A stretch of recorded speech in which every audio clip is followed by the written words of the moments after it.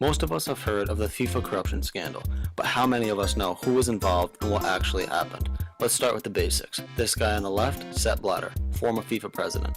And this guy on the right, Michael Platini, former UEFA president and FIFA executive. Both major red flags to the entire FIFA and UEFA community. To get a better understanding of this major corruption scandal, let's take a quick run through the timeline of events. December 2010. Russia is awarded the 2019 World Cup, and Qatar is awarded the 2022 hosting rights, just days after it is announced that FIFA is under a major investigation. February 2011, FIFA Ethics Committee upheld a 3-year ban on Amos Adamu of Nigeria and a 1-year ban on former FIFA Vice President Reynold Tamari for breaches of FIFA's Code of Ethics following an investigation relating to wrongdoing during the 2018 and 2022 World Cup bidding campaigns.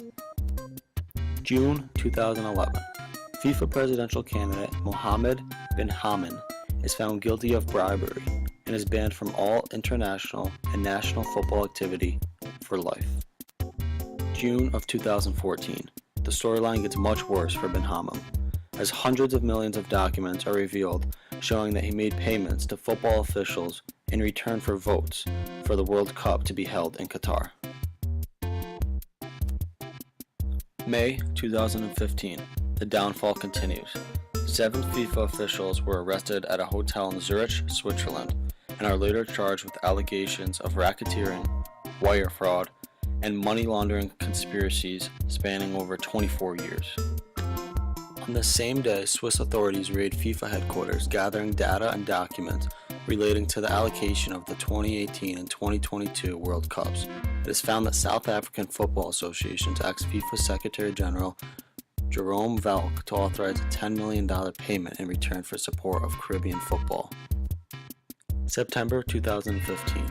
Swiss prosecutors opened criminal proceedings against former FIFA president Sepp Blatter, as he is suspected of criminal mismanagement or misappropriation and of disloyal payments worth roughly 1.35 million euros.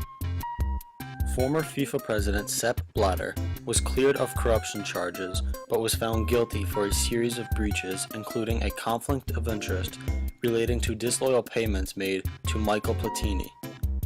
Both originally suspended for 8 years from FIFA got their bans reduced to 6 years by appeals. Continuing with the appeal process, Michael Platini got his ban reduced from 6 years down to 4 years. After investigators finished their investigations, there were an original 22 indictments. Some of those indictments even had a second indictment. While this infamous corruption scandal may be over, FIFA still bleeds from this today.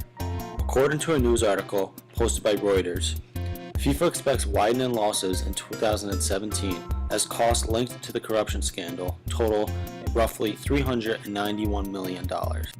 Furthermore, FIFA said that they expect a $489 million loss in 2017, but should turn a $1.07 billion profit in 2018 when the World Cup is held in Russia.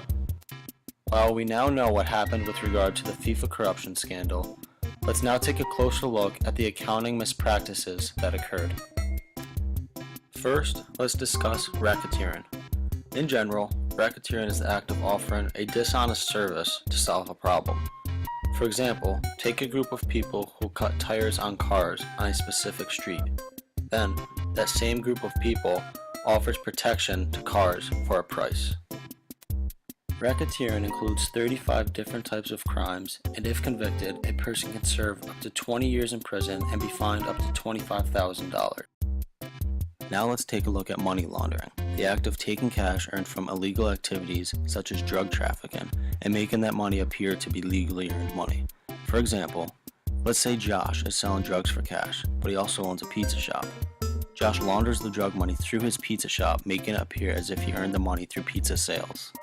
And lastly, wire fraud, which is when a person creates a fraud scheme to obtain money based on false promises.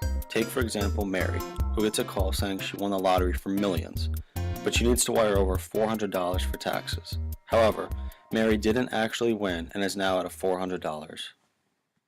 Created using PowToon.